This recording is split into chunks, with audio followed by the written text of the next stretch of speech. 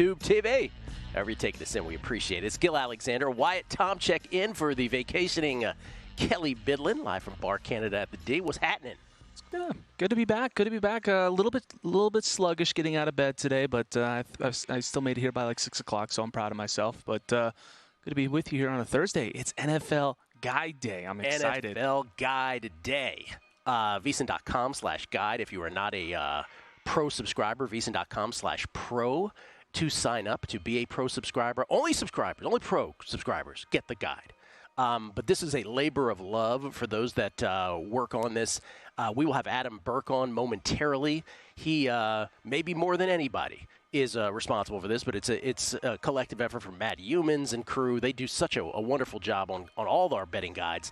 But the NFL, I think everybody might agree, is the one that people just get into the most. Previews of all 32 teams. So we'll have Adam Burke. We'll talk his favorite awards bets coming up. He happened to do the NFC North and the AFC North, so we'll talk about that. His was actually an outlying pick in the NFC West. 20 people took the Niners. The 21st and last, Adam Burke did not take the Niners to win the NFC West, so we'll talk to him about that. Zach Cohen will join us thereafter to talk about the NFC East. That's in my wheelhouse. I might have to give some pushback to Zach on something if he goes a certain direction. We'll talk about the NFC East, which I feel is top to bottom, maybe the division with the most question marks. I don't think we have a question mark about the Giants, but I think the other 3 teams we have massive question marks about, including the Eagles at the top, which we'll get to. Will Hill will talk football with us, and it's Thursday. So we don't change unscripted with the Crackman, Bill Krackenberger. He will be here as well. And that is when I will tell Wyatt my NBA draft story, my inability, by the way, would have lost. Right, would have lost, and I knew that as I was trying to make the bet. I was like, this is likely to lose. This is what makes this so ridiculous. But my inability, the comedy and the horror, and I mean the horror part like seriously, what sports betting has become in certain respects here in the state of Nevada, maybe beyond the inability to get down a draft bet. It is both comedy and just an awful story. We'll get to it. It involves more than one sports book. We'll name names on the sports books too, and we'll talk to Crack about that. As far as the draft, Wyatt, I don't know how you enjoyed the draft, but I will say that our buddy Luke Swain, who we had on earlier in the week, did very, very well. Not only did he hit the top 4, which most people did consensus-wise, which, of course, was Risa Shea, Sarr, Shepard, Castle in that order. Then it got crazy at 5 with Holland. Nobody saw that coming. Number 5 with Ron Holland from the G League Ignite going to the Detroit Pistons. And then it got a little wacky after that. But Luke at Vegas Refund, Luke Swain, he also got, he hit Donovan Clingan, at number 7 exactly. That was a big play for him. Did get Zach Edey in the top 10. Zach Edey in the top 10 saved me in my little bitty 3 plays that I made. He hit a lot. Did Tyler Smith going late and not even in the first round. He'll be in the second round. He called that correctly. He was right about Nikola Topic over 10.5. He ends up going 12. So there was other stuff too that he got right as well, including Carrington being a top 20 pick. By the way, I just let people go on selected media now and they tell winners and losers in the NBA draft. I think that's always a fool's errand, particularly in the NBA and particularly in NBA draft, where most of us watch and we're like, well, I've never seen that guy play, right? So I just think that exercise is oftentimes one fraught with all kinds of pitfalls. But I will say this, because I have a bias on Denny Avdia. I think Portland did well, because Portland does get Donovan Clingan at 7. And they trade before the draft for Denny Avdia from the Wizards. They traded a haul for him, by the way, which was incredible, including the 14th pick, which the Wiz turned into Carrington. But I just feel like, I don't know, when I went on vacation after the Super Bowl, if people, keen numbers game listeners will remember, the very first thing I said when I got back from the Super Bowl vacation was the greatest thing that happened in sports was Denny Avdia dropping 43 in a game. I think it was like 43 and 15 in a game that he played against New Orleans. He absolutely set career highs in points, in rebounds, 3-point percentage this year. So that's a great pickup for the Blazers, and along with Clingan, good for them. But that's obviously a personal bias for me on Avdia. The one the one value play I think that everybody does agree on, because at least we've laid eyes on this player, Dalton Knecht dropping all the way to 17 and going to the Los Angeles Lakers, who, by the way, the Lakers, of course, are the only thing that matters to most people today on center stage for the second round of the NBA draft, which, oh, get this, I don't know how many people you would think would watch it even if it was in prime time. The second round of the NBA draft is at 4 p.m. Eastern, 1 p.m. Pacific. It's in the afternoon here. I just learned that. I for sure thought it was going to be. Oh, no. It's in the middle time. of the day. Oh. So it's, the Tyler Kolicks of the world will go early, but everybody's wanting to know if Bronny will go 55 to the Lakers or elsewhere. But Dalton Knecht falling to 17. Like, if we had stopped time during the SEC Championship Series and during the NCAA tournament, and we had whispered if you whispered to somebody, hey, by the way, you see Dalton Knecht? He's going to drop to 17 in what is considered a horrible draft. You would be like, what? There's no chance of that happening. And I thought that ESPN did a very subpar job, and I'm being kind, of highlighting the fact that he was dropping to 17. And even in the interview, he was not asked, how do you feel about that or anything like that. So anyway, I thought the broadcast missed the boat on that as well. But that's the only value play. That's the only interesting part that I think everybody agrees on, that him going to 17 was probably the surprise of the draft. I like that pick for the Lakers. What does Los Angeles need? Obviously, I think they need shooting, and Dalton Knecht was a walking bucket last year for Tennessee, and a good story too. Gil didn't get a D1 offer, played at Northern Colorado, and really his 1 year in primetime, he was the best player, arguably almost the best player in college basketball. Well, we'll see how round 2 goes. We'll see where Bronny goes. Good luck with all your bets on that. By the way, that story that I will tell with Crack has to do with me trying to get down on Reed Sheppard to go number 1, which did not happen. But the intel that was flying around, but usually with the same people that had Boncaro at number 1 a couple years back, and that manifested. This was not as strong an intel. This was like, it's 50-50. It's 50-50 between Zachary Rissache and Reed Sheppard to go number 1 to the Hawks. That the Hawks were shocked, obviously, by the lottery. They had very small odds to win the lottery. They did. Then they had to figure out, well, okay, like, who do we really want here? And they tried with the Trae Young trade stuff, and there was a whole bunch swirling. And ultimately, they were torn inside the front office. And it was kind of Conn Smythe light yesterday. If you looked at the live lines, Reed Sheppard to go number 1 actually got as short as plus 750. Remember, I got him at 75 to 1. Didn't get there in the end, but I'll tell the whole story about how I could not get down a bet in Vegas on it, and it was ridiculous. We'll tell that story with Crack a little later on. You didn't want to pull a Felica? What's that? You didn't want to pull a Felica? Oh, and fly to another state? Yeah. Yeah. We call that pulling a Felica in the business. Real quick, because we want to talk football with Adam Burke here. The Houston Astros win again. They beat the Rockies. No huge achievement in doing that again, but they do it 7-1 yesterday. It's their 7th straight win. And so now, with 3 games left, and a lot of people were hitting me on Twitter yesterday at Beating the Book who are on this bet with me, with 3 games left in the month of June, here's what the standings look like. The New York Metropolitans, this is for most wins in the month of June. I got the Astros at 25 to 1 at William Hill Caesars. I have them at 17 to 1 here at Circa. The New York Mets are at 15-6 after they crushed the Yankees by 10 runs yesterday.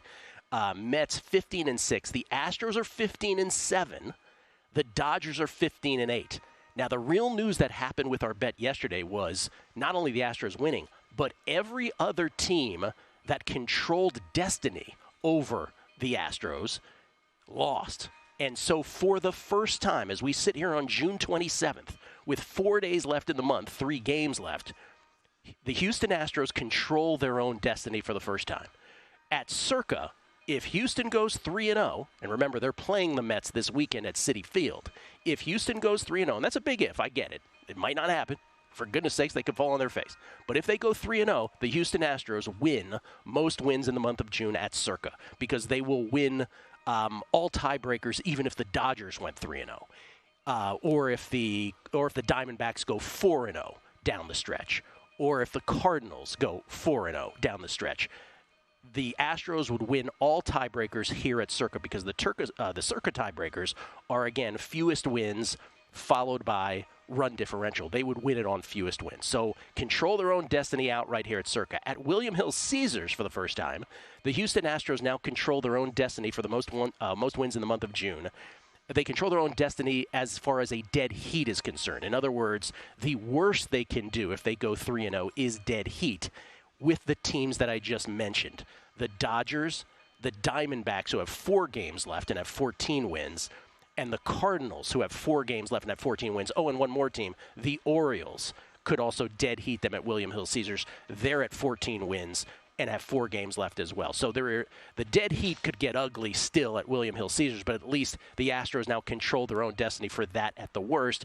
And if you're looking at the matchup, again, between the Astros and the Mets, by the way, people who have the Mets, I don't know if anybody does, but if you had the Mets who came into it's amazing, again, the Mets and the Astros had the fewest scheduled games in all of the month of June. Astros had 25 scheduled, Mets had 24. Remember, the Orioles had 29. But as I pointed out in the handicap, that was not enough to dissuade me, and here we are. As far as this pitching matchup is concerned, what's scheduled right now between the Astros and the Mets, the Astros have the best of it on Friday and Saturday. Renel Blanco going on Friday, Framber Valdez scheduled for Saturday. The Mets will get the best of it probably on Sunday with Luis Severino. There is one other horrible factor that could take place. Rain is in the forecast on Saturday and Sunday. If we lose that way, oh my God. Hopefully we can dodge the raindrops. Anyway, that's where we stand. We'll do the whole scenario again tomorrow. We'll put it up on social. I don't know, maybe we'll just put that one up on social. We'll talk football. Our NFL betting guide is out. Adam Burke next on A Numbers Game at VSiN, the Sports.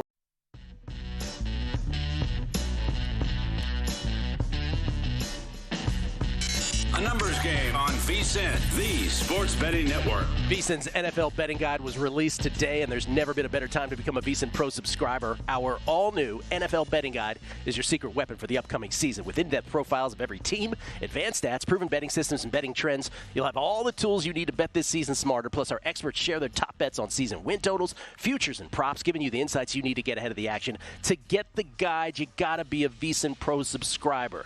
For a limited time, get an annual subscription to VSiN Pro at an unbeatable price, normally $240 a year. You can subscribe now for just $199 with promo code GUIDE. That's promo code GUIDE, G-U-I-D-E. Plus, we'll throw in an extra month for free. That's 13 months of VSiN Pro access to everything we do, including our daily best bets, 24/7 video, premium analysis, exclusive betting splits, data, and all our special edition betting guides to keep you betting smarter all year long. Visit vsin.com/guide right now. Use promo code GUIDE to get 13 months of VSiN Pro for just $199. That's vsin.com/guide. Gil Alexander, Wyatt Tomchek here at Bar Canada at the D, Numbers Game at VSiN. And we are thrilled to have one of the key cogs of not only the NFL betting guide, but all of our betting guides. It's Adam Burke. I always call him the glue that holds this operation together. Technically, he's the VSiN managing editor and co-host of the Double Play podcast as well. You can follow him on Twitter at Skating Tripods. Adam joins us to talk about the guide right now from his place here in Vegas. How you doing, Adam? I'm good. I think I think all the excitement, all the work in the guide kind of wore me down a little bit, and maybe I don't know, maybe it's the wildfire smoke, but good to be with you guys here. Well, can we do? Well, I hope the wildfire smoke. I hope you can dodge that first of all. But how long would you say this guide takes to do from the moment you put pen down or type your first letter to do this, and the collective effort? Like, how many collective man hours does this take? Yeah, it's a fair question. I mean, I handed out assignments a little over a month ago, on this guide, just making sure that everybody kind of knew what was expected of them, and to also give our guide editor Matt Devine time to put this thing together. So we had staggered deadlines for it. I think the first piece came in June 13th, and then we kind of built out from there. So it's definitely it's a work in progress, at least over that 3-week period. But look, I mean, I've got a phenomenal team here at VSiN. My senior editor, Zach Cohen, who I know you're going to have on the program here, I believe next. Yep. Not only does he cover tennis and NBA for us over at the website, but he's a tremendous help to me with any of these big projects that we do. So he was a big help. Everybody's been a big help, honestly, from everyone promoting it on air, the people making graphics to help promote it, to the producers making sure that it's weaved into the rundown for the show. Everybody has a hand in this thing. Everybody is, part of the reason why we're so successful with these guides. So makes my job a little bit easier to have the team that I have around me. That's for sure. Well, that's very modest of you, but you are a key cog in all of it at all times, and we want to acknowledge that. Again, VSiN.com/guide. Got to be a pro subscriber. VSiN.com/pro for everybody. I want to get to the NFC North and the AFC North, which you wrote yourself. I want to get to your awards plays, but before we do any of that, the grid that is featured in this guide, I went over it a little yesterday to start the show. 21 VSiN personalities talking about their division picks, conference picks, Super Bowl picks. The NFC West, sir, 20 of the 21 folks picked the Niners to win the NFC West. You were the one outlier. Who did you pick and why? Yeah, so I think the Rams have a real shot to win this thing this year. I really like some of the additions that they made on the defensive side. Offensively, I mean, this was a good team last year. This was a top 10 offense. You've got maybe the best wide receiver tandem in the NFL in Puka Nacua and Cooper Kupp. And you got Kyron Williams, who's a really, really good running back.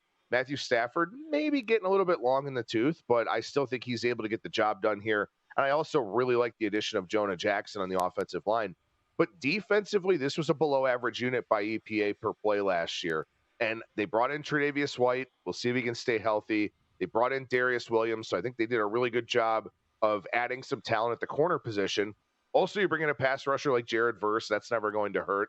And I don't think people really realize this. And honestly, from a production and stats standpoint, my vote for the Defensive Rookie of the Year last year would have gone to Kobe Turner, who's the guy who's kind of going to replace Aaron Donald in this defense. And that's what he did last year. He kind of rotated in when Donald came off the field, but you can move him around as a down lineman, a little bit of a rusher. I think he is a budding superstar in the NFL. So I think the Rams are really, really talented. I think they're kind of being slept on a little bit because the 49ers have been so good and so consistent.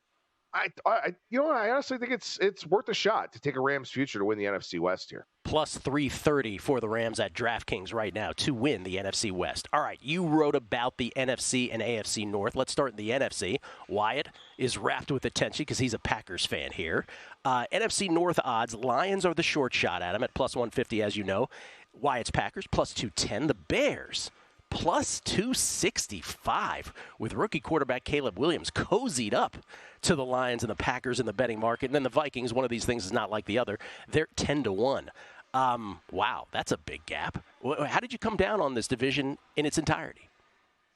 Yeah, well, I'll go ahead and throw out one of the awards picks that I had to kind of, grease the wheels here on the NFC North, which is I heard Matt Brown. One time I was coming in for a segment on The Handle, and I heard Matt Brown talking about Jared Goff 40-1 to win the MVP. And I thought, okay, this is really interesting. He's making a strong case for it. I don't know that I can bet it, but I think that he's making a pretty strong case for it. Then the NFL schedule came out on May 15th, and Jared Goff plays 14 of his 17 games indoors this season. He only has 3 games that are outside, only one of them pretty much guaranteed to be in bad weather. That's in late December in Chicago at Soldier Field. So the weather won't be good there. We know that. There's no question about that. Other than that, his 2 outdoor road games, early November at Lambeau Field, and then late December out in Santa Clara against the 49ers. I like Jared Goff 40-1 to win the MVP as well. And it was the schedule that gave me the push to kind of go over this one. So if I expect Goff to be an MVP level candidate, certainly I expect the Lions to be the top team here in the NFC North. They got a ton of weapons. The offense is good. Dan Campbell went from being the butt of all jokes to being one of the better coaches in the NFL. I think that, this is a team that's really building nicely, and they can run it back on offense again with Ben Johnson, who didn't get a head coaching job. So for me, it is the Lions that I think are the top dog here in the NFC North. AFC North, Ravens plus 130. By the way, I love the Jared Goff play. AFC North, Ravens plus 130, Bengals plus 145. I already bet the Bengals some months ago at plus 175. It's top heavy there. Then your Browns at 6-1, and the Pittsburgh Steelers at plus 850, bringing up the rear. Best division in football? I guess I would say best. I would certainly say deepest. I don't know if maybe it's the best. I wonder if maybe the NFC North, is a little bit stronger top to bottom. But I do think that this is the deepest division and the most difficult one to play in. I mean, these AFC North games are wars year in and year out. And I think it's going to be really fascinating to see how things play out here. It turns out I'm a little bit lower on the Bengals than most of us here at the network. I mean, when you look at the division winner picks, 10 pick the Ravens, 10 pick the Bengals. So even across the board, one very brave soul took the Browns. But I just don't know that there's a guarantee that Joe Burrow is going to come back off of this weird wrist injury that, we've never really seen in the NFL all that often. And Burrow has kind of admitted, like, hey, this is going to be a thing where we're going to have to monitor it for a while because we don't know exactly how my body's going to respond to it. Says he's fine, says he's doing all of his things to prep for the season, but I'm a little bit concerned here. Also, does the offense maybe take a little bit of a step back with Brian Callahan gone? The defense, we all talk up Lou Anarumo, but they really weren't that good last year. They struggled badly against the run, 25th in rush EPA, 24th in dropback EPA. They got to get a lot better on that side of the ball, I think. And for Cleveland, I mean, look, this might be the best roster in the AFC outside of the quarterback position. And the problem is the quarterback position is the most important position in sports. So we saw it last year. I mean, the Browns, Kevin Stefanski wins Coach of the Year. They're a playoff team with 5 different quarterbacks. Watson had a good win-loss record as the starter, but his stats weren't really good. The defense got exposed a little bit by a downfield passing game of the Texans that they hadn't really seen a whole lot, and Jim Schwartz didn't really account for it. But that's a rarity in today's NFL. So I still think the Browns have a really high floor, potentially high ceiling if Watson's any good. I still think Baltimore wins the division, though. Adam, give us one more awards market. You had said Goff to win MVP, Jared Goff to win MVP 40-1 earlier. Give us one more awards play you like. Yeah, so this one, I mean, look, when you look at the Coach of the Year markets, a lot of times it's a first-year guy, maybe a second-year guy who has a really big, win upgrade with his team, right? Maybe they win 4, 5, 6 more games, something like that, and he winds up winning Coach of the Year. I think Nick Sirianni at 40-1 actually has a shot to do this, though, because yeah, the Eagles were great last year, but they completely fell apart. And that's the only thing that people remember. They fell apart. They got blown out by a very mediocre Tampa Bay team in the playoffs. I think the Eagles are 14-3 or better kind of good this year. So I think Sirianni, if they are the number 1 seed, this feels to me like when John Harbaugh won Coach of the Year a few years ago, because the first-year coaches outside of Matt LaFleur didn't do all that well. So I think Sirianni at 40-1 with maybe the best team in the NFL in terms of a win-loss standpoint, I don't think it's as crazy as it sounds, even though you look at this award historically, and it typically goes to younger coaches. Adam's AFC North and NFC North write-ups, including the 2 awards picks he just gave. He also has an Offensive Rookie of the Year play in the guide and a Defensive Rookie of the Year play guide. Both of those are 25-1 and 35-1 respectively currently, so check it out again at VSiN.com/guide. The VSiN Pro Football, the VSiN NFL Betting Guide. Adam, thank you so much, man. Thanks for making the time. Thanks, guys. Have a good one. Adam Burke, everybody. VSiN Managing Editor, courtesy of the Progressive Guest Line. We'll come back. Zach Cohen on the NFL next.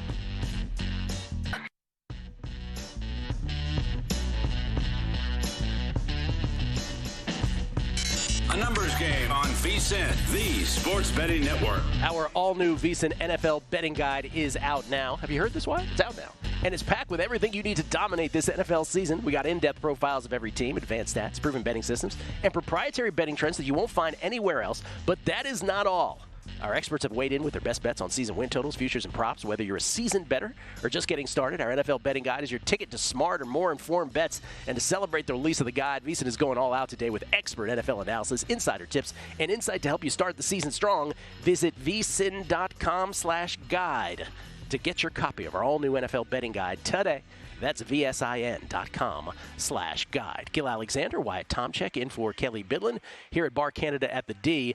Thrilled to have Zach Cohen join us now, courtesy of the Progressive Guest Line. Zach, a VSiN writer and editor. You can follow him on Twitter at BettingOnX. Zach, I'm pumped because you had the NFC East beat, and I always love talking NFC East, so we'll get into that momentarily. But can we crescendo? Can we start with, because I'm looking at our grid here, and you've got some interesting thoughts on the Chicago Bears. What's your favorite bet there? Let's start there. Yeah, so I took Caleb Williams to win Offensive Rookie of the Year, which I got at about plus 200. I think it's down to plus 140 or so now. I'd still take it. I know it's a really short number. You don't really want to have your money tied up in a long-term bet like that without getting a really good payout.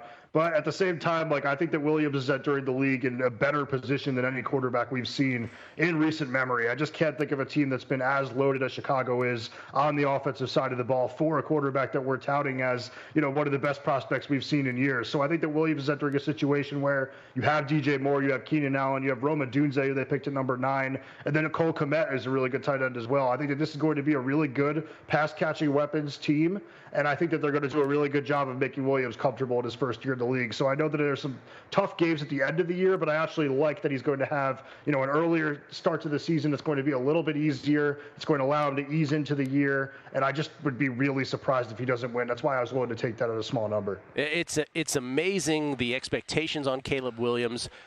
But as you point out, maybe as good a situation as you can possibly expect for a guy getting drafted number one, the one that Caleb Williams is entering. And then you like the Bears as a whole to make the playoffs. Yeah, I'm taking a shot on them to make the playoffs. I mean, I think that the defense last season was amazing once they got Montez Sweat. They were top 5 in the league in EPA per play allowed from the time on that they got Sweat. The pass rush just needed a little bit of life, and he gave that to them and actually changed the entire way that they played defense. They became a much better pass defending team once they got Sweat. I think that defense is only going to be better with another year with Sweat in the system. I think that Matt Eberflus is a really good defensive coach. And then, like I said, I think that this offense is going to be able to hit the ground running, even if Williams is 75% of what we think he's going to be and not the full thing. I think that this offense is good enough to really do some special things.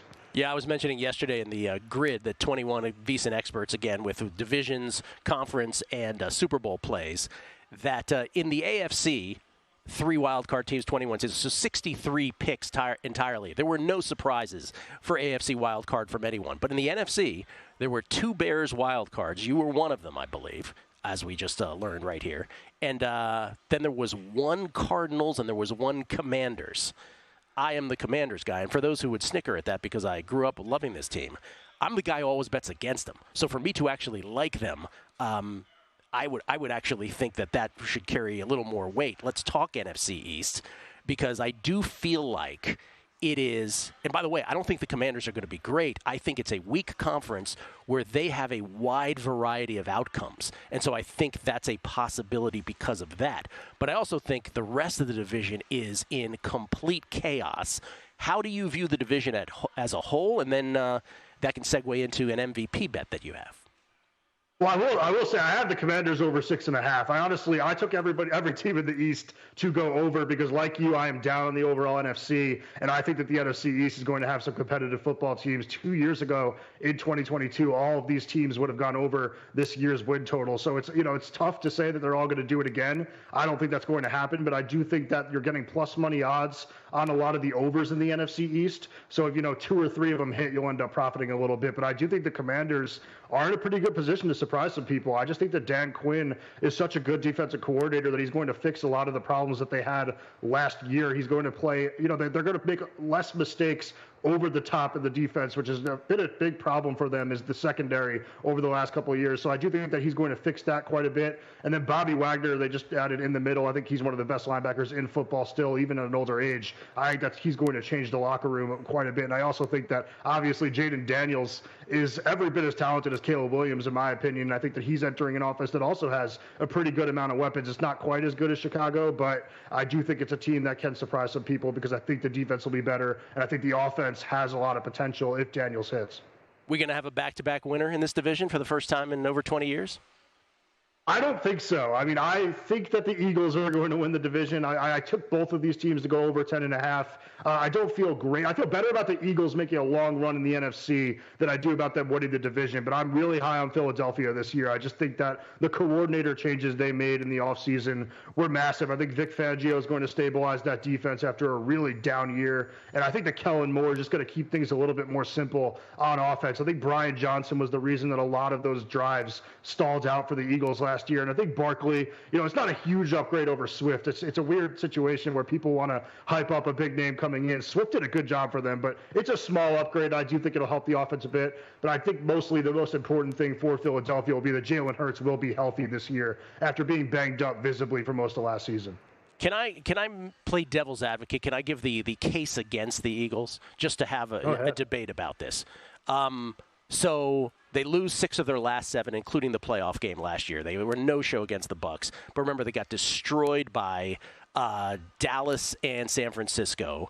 They lost to the Cardinals and the Giants down the stretch. I think the point differential was minus 82 in those last regular season games, and then they lose to Tampa in the playoffs. Tampa Bay was 9-8. As you point out, new coordinators. So they fire Brian Johnson on offense. Sean Desai gave way to Matt Patricia, which ends up being Vic Fangio. So that's a good thing in the long term, one would think. but there is a transitional period, right? And so I worry about that because Jalen Hurts, this is one of the things that, tried and true NFL thing is continuity. Continuity matters more than we ever say that it does. And so I'm going through these are the coordinators, offensive coordinators for Jalen Hurts. Not to mention, by the way, in college he had to transfer right from Alabama to Oklahoma, so he's getting different systems there too. But it's Kellen Moore this year. Before that, it was Brian Johnson. Shane Steichen 2 years before that. Press Taylor before that. So that's four coordinators in 5 years now as a pro, not to mention his college days. And so I just wonder if someone like Hurts can acclimate that quickly. Like every year things are changing up. And then I think about their defense, right? And we gave them so much credit. This is why, I was saying with the NBA draft earlier, this is why you can't really analyze a draft the next day and say, oh, winners and losers, because we were all like, oh, the Eagles, they're mimicking the Georgia defense. Well, Jalen Carter didn't finish strong last year. Jordan Davis, they say he's in better shape, but he's still 350 pounds. Nakobe Dean is a backup. Nolan Smith couldn't even get on the field. Then you have Barkley's wear and tear. The schedule isn't easy. The D-line depth is probably, not something we bring up enough. So I guess what I'm saying is you throw all of that in. And by the way, Sirianni seems like now he's one of these coaches where if things go bad early, he could be the scapegoat. All of that in the mix, my feeling about the Eagles, you might be right. They might win this division, but what's the political term? They use at political conventions. It might be by acclamation because everybody else sucks. That's possible. Yeah, I'm putting a lot of faith in Hurts this season. I think that last season what we saw was a bit of a fluke. Like I said, I think he was a little bit banged up. He looked uncomfortable for most of the year. I think he threw more picks than we're going to see him throw this season. I think that he's not a player that's going to make a lot of mistakes in the passing game. I think that last year was a bit of a fluke. Honestly, his completion percentage over expected last season was higher than it was the year before. So I think we could trust him to bounce back and be an accurate passer again. And I think that Moore is going to come in. I don't think he's going to change the offense drastically. I think it's just going to be some small changes here and there where you're going to be some play calls that make a little bit more sense. I think that Johnson threw a lot of QB draws in there in times that did not make sense, which, were bad plays to begin with, but also put Hurts at harm's way. So I think that the offense is going to be a little bit more simple. I think that adding Paris Campbell is going to help as an underneath option to just kind of make things a little easier on Hurts with a short target in the passing game. And then defensively, there are some major concerns. Like you're going to need Carter to play a lot better than he did towards the end of last season, but I'm a big believer in his talent. I'm a big believer in the line talent. Like the defensive line, I think is going to be a strength there, even despite what we saw towards the end of last season. Yeah, I didn't even mention Jason Kelsey is retired also. That's obviously in the mix. In the mix as well. Yeah. But, at the same time, that's why the NFC East, I think, is so fascinating this year because I could also see a scenario where Dallas, right, because Jerry's not paying anybody, if things go bad for them, I could see like a complete revolt in terms of their play on the field because they'd be like, oh, he's not paying us either. This is terrible. So I do think the Eagles still might be the best team in this division despite all the warts. But it should be fascinating because new coordinators, Sirianni just sort of overseeing it, Zach Cohen on the NFC East, and all of his plays, again, in the VSiN NFL Betting Guide, vsin.com/guide. Zach, appreciate it very much, man. Always great to talk to you. Thanks, guys. The great Zach Cohen. Betting on X on the Twitter machine. We'll come back. Football, the global game with Paul Carr next.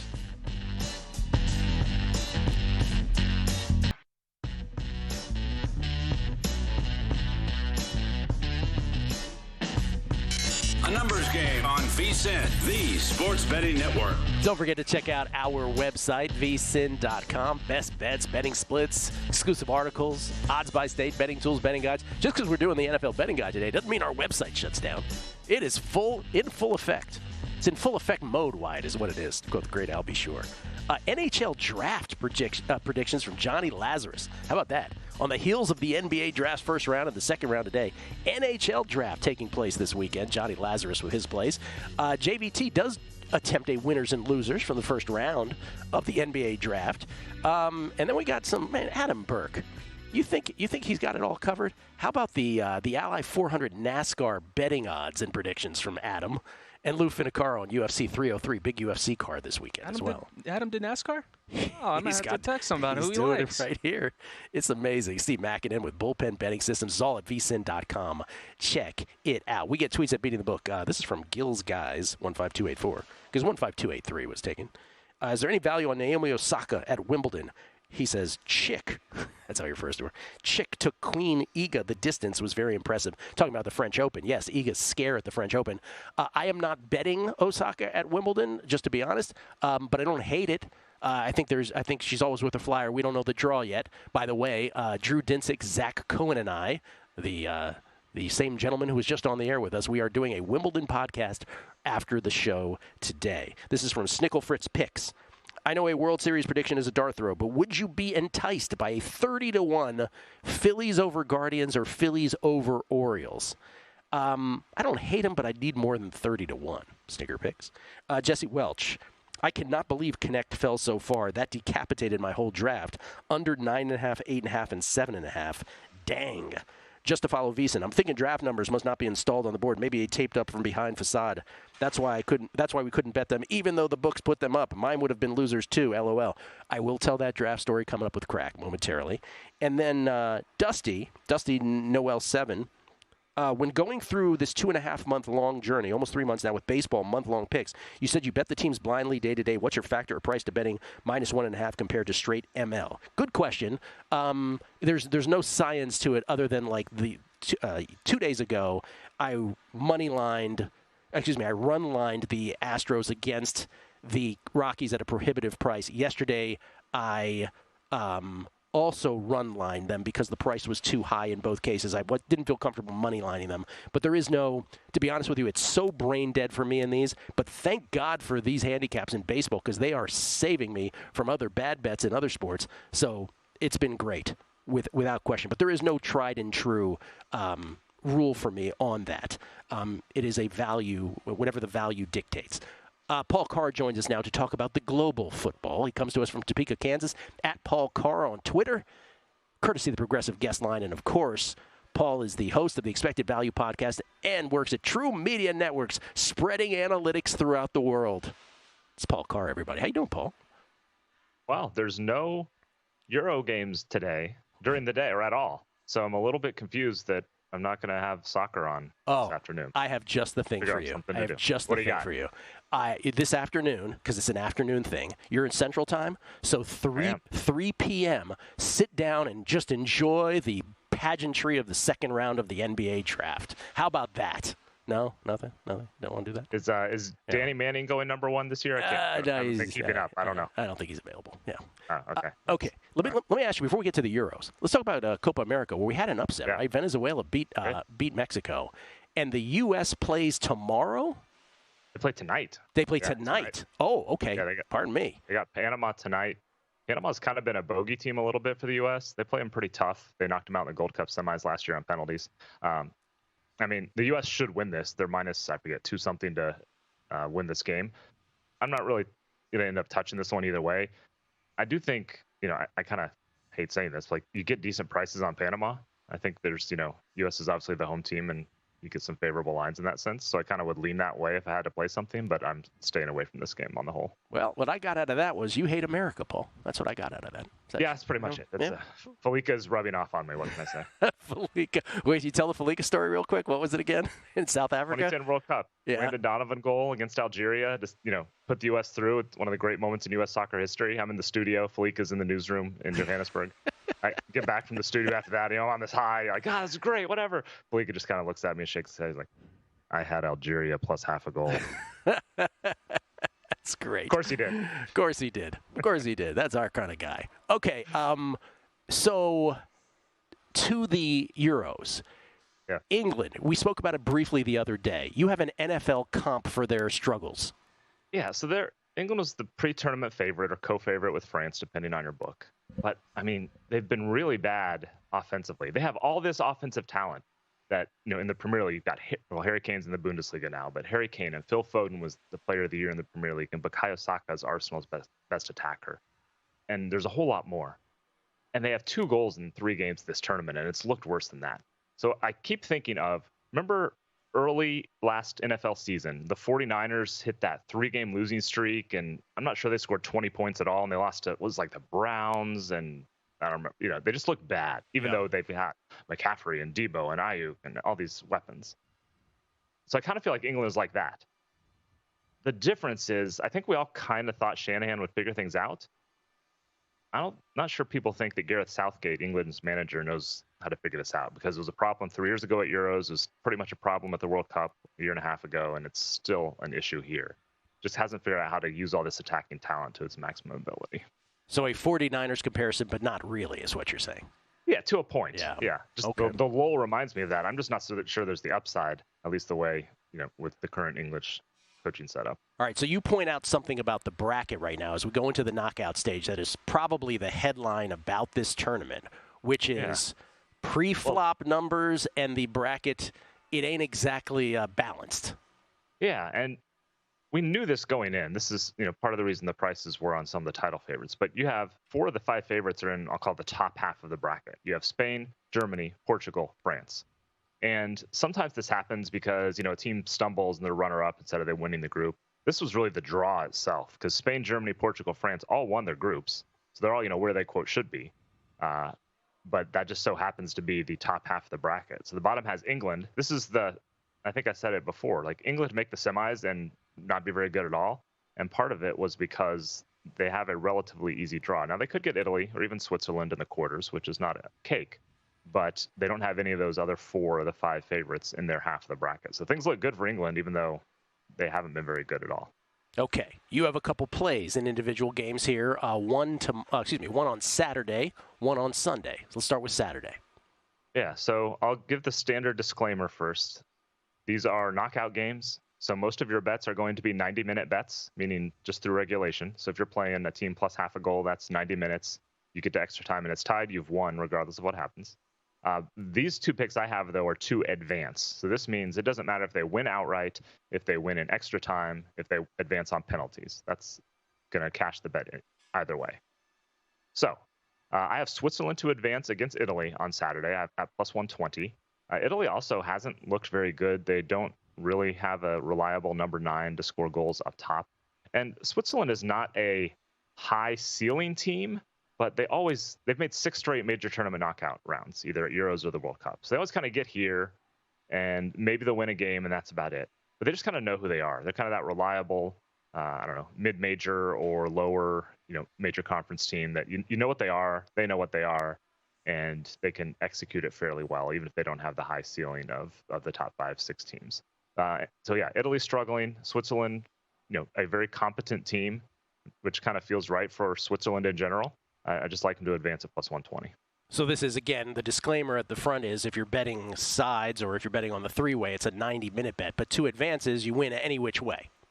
Correct. Yeah. Okay. Yes. The prices will look a little bit different. So if you hear one thing, someone says something, but you just got to make sure you got the right bet. Because if you wanted Switzerland to win the game outright, you're going to get like plus 240 or something like that. Right. To win in 90 minutes. But to advance at plus 120, because it can go any way you want. All right. And your advance on your 2 advance bet on Sunday is? I have Slovakia to advance over England. Wow. Now, this is price-based. I will say there are a lot I've seen from like plus 350 to plus 490 out there this morning. So obviously, I took the plus 490. That's the one you want to find. Again, this is the price. So it's like, 1 out of 6, a little better than that times. Is Slovakia going to get past England? I think so. This is a fade of England. Again, 2 goals in 3 games. You can choose your bad offensive metric. They had the 5th fewest shots in the group stage, the 3rd fewest expected goals. They only outshot their opponents by 3. Yeah, England's going to want to grind out, in all likelihood, like a 1-0 type of win. And then you're trying to do that. Your margin for error is obviously slim. So this is kind of the same logic as taking the England-Slovenia draw earlier in the week. It's going to be close. This is a, average-ish European team they're playing, but England hasn't proven to be a lot better than that so far. All right, so Switzerland to advance versus Italy at plus 120 on Saturday. Slovakia to advance. Paul's number's plus 490. Try to get the best number you can here versus England on Sunday. And the other thing, of course, is he hates America. He likes the value on Panama. Oh. Yeah. He needs to wear a flag shirt next time or something. That's right. Got to prove it to us, Paul. Thank you, Paul. Appreciate it as always, man. You bet. Have a good weekend. Paul Carr. My NBA draft story next with Crack. This is VSiN, the sports betting network. We are a network of sports betting